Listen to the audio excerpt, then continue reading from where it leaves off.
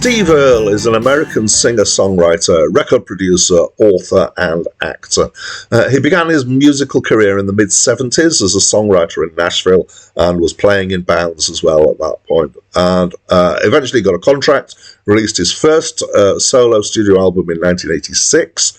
Over time, he transitioned away from straight country to a more eclectic mix of stuff that include blues, folk, rock, and other things as well. He has released 22 studio albums, 6 live albums, and books and poetry and all sorts of things. Hi, my name's Dan. So this is Steve Earle's 10th studio album. And I've heard the name before, and what I expected was country, and that's not really what I got.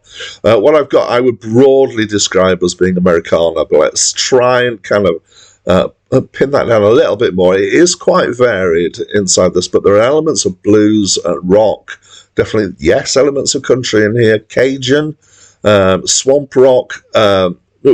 Wikipedia often, for an album, gives a long list of different genres. In this case, they seem to have given up and just put rock.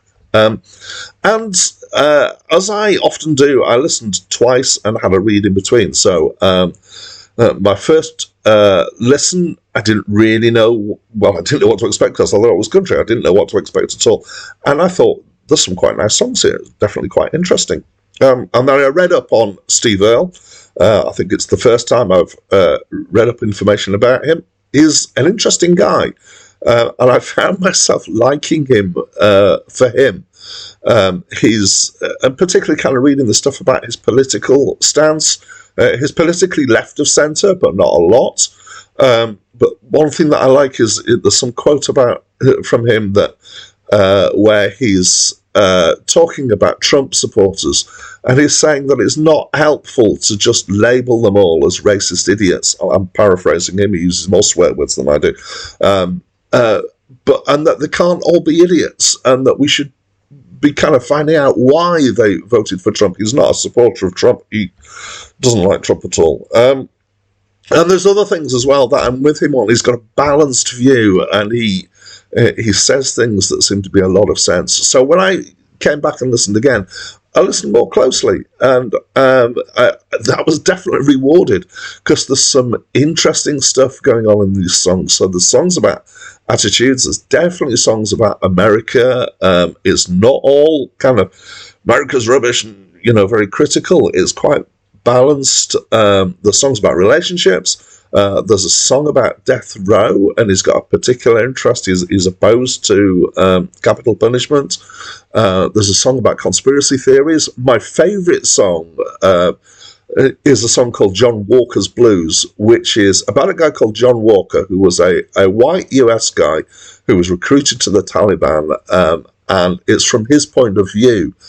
So it's not condoning his involvement or actions in the Taliban, but it is giving his perspective. And it's a really intelligent song, and it's the kind of approach that, again, I think that is a really helpful thing for people to do, which is to not just say, oh, these people are evil, but to actually try and understand what the motivations behind the acts are when people do something that we don't understand or don't agree with. So musically, I quite liked it. It definitely didn't kind of rub me up the wrong country way like some country stuff does. It was quite varied and enjoyable. There's a nice bit of banjo in one of the tracks, despite the fact that I am somewhat opposed at times to country. I do like a bit of banjo. Lyrically, though, is where it's at. I really liked it. There's some thoughtful and very thought-provoking songwriting on this album. So that's what I thought. What do you think? Please talk to me through the comments box. That's it from me for now. We came to fight the jihad, and our hearts were pure and strong. And death filled the air, we all offered the present, prepared for our martyrdom.